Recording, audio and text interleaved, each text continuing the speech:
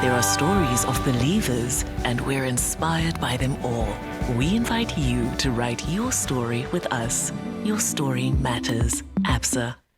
Your story absolutely does matter. Mzansi, welcome back to your Feel Good Breakfast Show. And I think this one is a shout out to all the parents out there. I think one of our biggest responsibilities, and especially for our parent, is preparing for your kids, and that's for the future. And I think especially when it comes to money management, right? This is something we don't actually think too much about. Yeah, no, and so much energy needs to be put into it. I mean, I look back at my childhood in particular and realize that I had no clue about finances, if I'm being honest, right? Yep.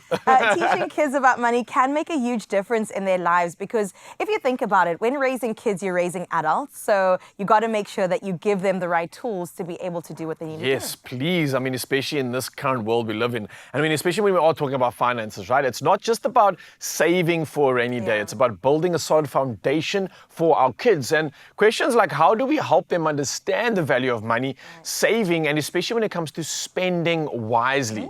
Now, this is important for me, and I think something that really stands out is, I think something my parents did for me, and it's not intentionally, obviously, but the fact that there wasn't a lot of money around meant that you really appreciated it. When it was there. When you did have it, it always resulted in two things. Either you kept it close and precious and you saved it, or you took it and you're like, I've never seen this before. I'm going to do anything and everything I can with it. I'm going to blow it. But like, I think you need to find the balance in that. So neither that is a good strategy in its entirety as well. Yeah. But here's some tips and some good questions that I think we should be asking, right? Absolutely. I mean, financial literacy for kids is absolutely vital. So you got to sit down and really ask yourself, at what age do you think kids should start learning about money? Yeah, and I don't think there's ever really too young an age. I would agree. If it's not about money, maybe the value and concept of just currency in general, that this equates to earning something else. So saving that in order to unlock something. It doesn't need to be a rand value, but you can start with tokens. Exactly. You can start with like anything crazy, and just teaching that value of like exchange and what it really means.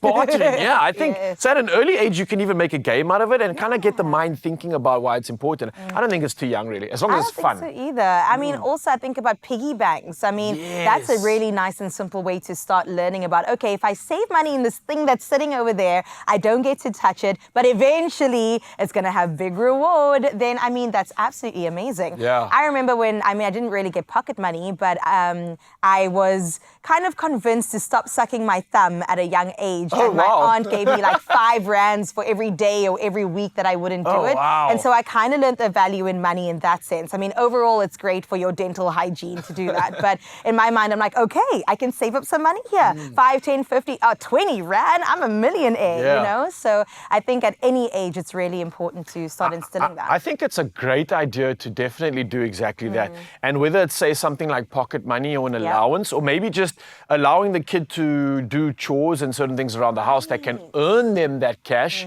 it's important that you don't obviously enable and just buy them everything, and allow them the idea of understanding what does this mean? Exactly. What does money mean? And do I need to save up something so that I can acquire something for myself?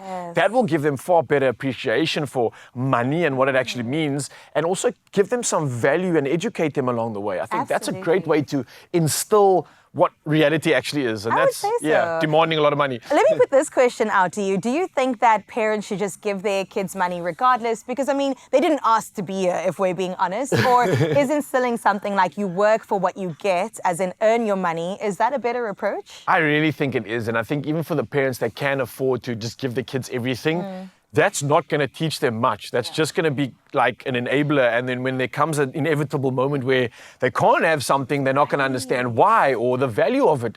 So I think to add value to anything, appreciation, and also just to learn that we need to obviously put time in to work for something, I think it really adds value to the thing that you're actually acquiring at the end of the day. I mean, if you just get everything and everything's just available, you lose appreciation for it, right? You do. And you kind of become entitled, like everything is mine, I get to have everything. I mean, I remember with one of my first jobs straight out of high school, I wanted a laptop for varsity because I knew it was coming and it was that December period. And everybody else is out there spending their money because we're 18. So they're out in the clubs, they're out drinking. And I was so focused business. I saved every single cent of my checks that I got in order to get myself a Well laptop, so done. I was prepared for And how good did that university. feel when you actually acquired it, right? So nobody could tell me nothing. I was like, I'm Nine. a real adult right now.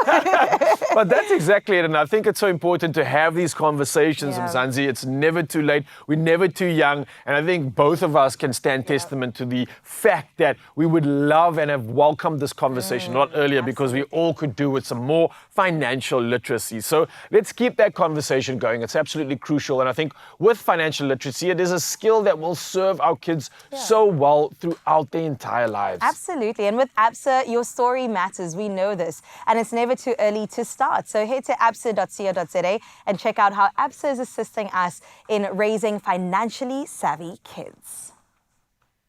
There are stories of strivers, and we're inspired by them all. We invite you to write your story with us. Your story matters. ABSA.